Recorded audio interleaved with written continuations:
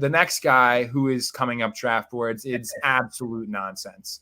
Absolute nonsense. It's 14 and a half picks, I believe. Yeah, 14 and a half picks. He's up in the last 2 weeks. He's back up into the 120s is Nick Chubb after bottoming out around pick 140. Come on, guys. Like, really?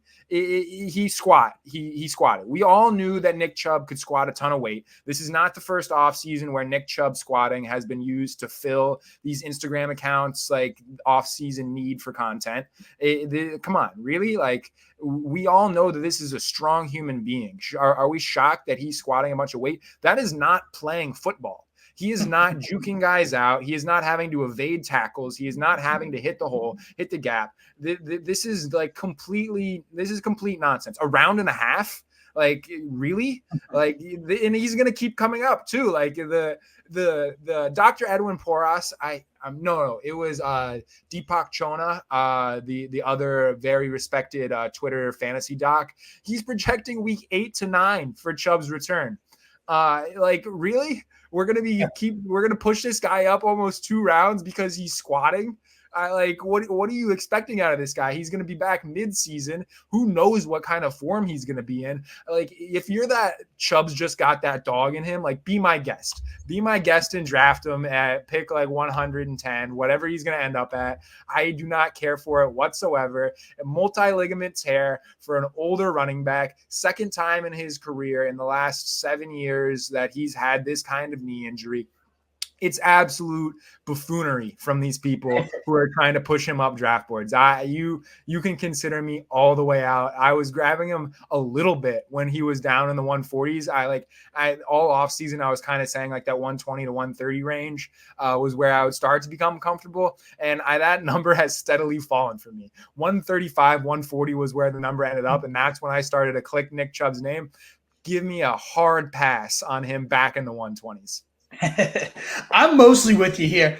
The one case I'll make for him is we've talked so much on this program about back-weighted production in best ball and how crucial that is. And I get that it's typically rookies, these late bloomers, but let's say they do hold him out till week 8 and they really make sure he gets himself fully ready to go.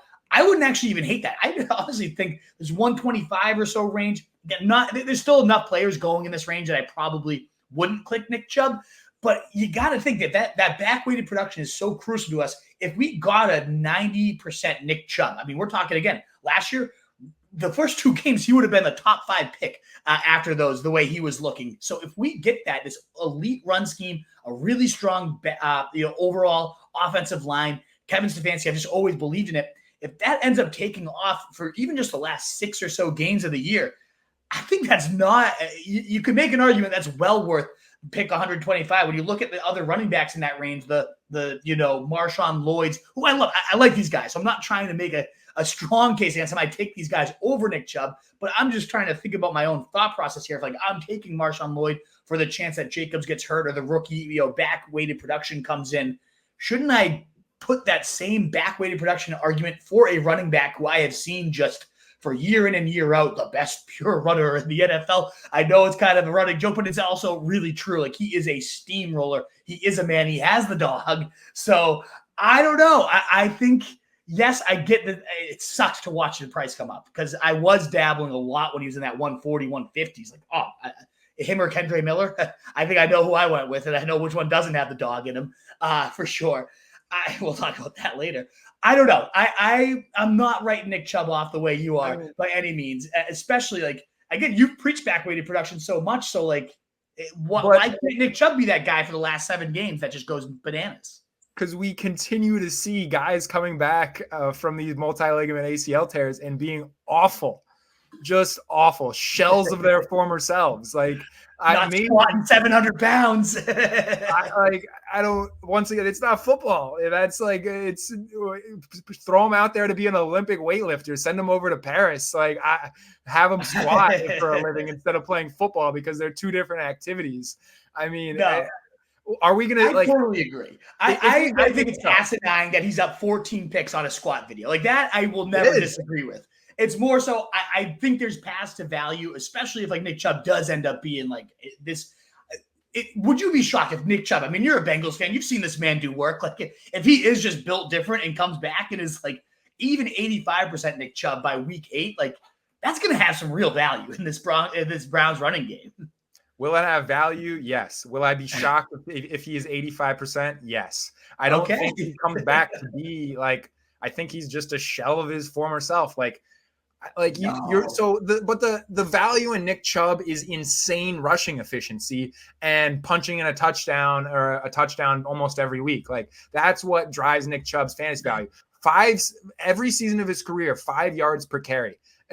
Not including last season, of course, he played a game and a half, but every season of his career up till last season, 5 yards a carry. And he still was that 5 yards a carry threshold last season, but it doesn't really count. You can throw it out.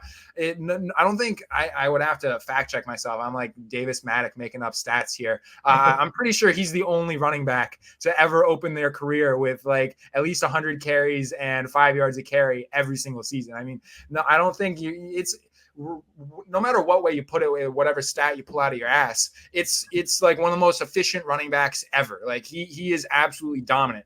Can he be one of the most efficient running backs in the NFL after coming off this kind of injury? I remain incredibly speculative, to put it kindly. All right. Hey, we'll see. Again, I'm not dabbling a ton in the Nick Chubb pool, but again, I just would not be shocked if like week 17, he has 150 rush yards, 2 touchdowns, and everyone that didn't have him goes home. If you're actually somehow there with him. What is up, you fantasy wolf? Thanks so much for tuning in. If you haven't already, share your thoughts in the comments, check out some more videos, and join the newest Wolfpack by subscribing below.